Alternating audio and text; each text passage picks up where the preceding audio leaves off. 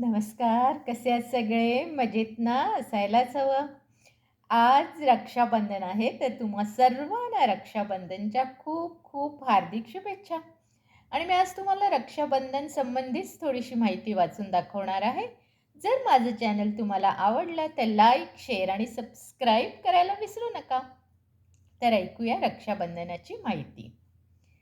रक्षाबंधन हा हिंदूंचा प्रमुख सण आहे.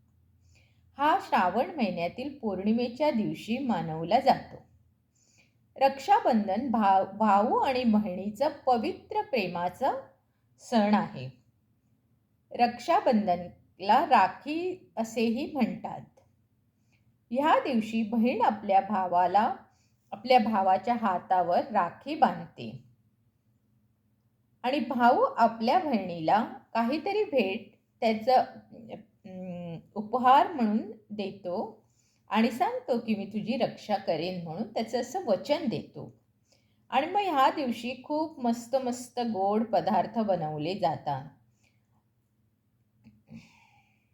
आणि खूप आनंदात उत्साहात हा सण मानवला जातो. रक्षाबंधन बहिणीचा प्रेमाचं एक प्रतीक आहे आणि एक विश्वासाचं प्रतीक आहे.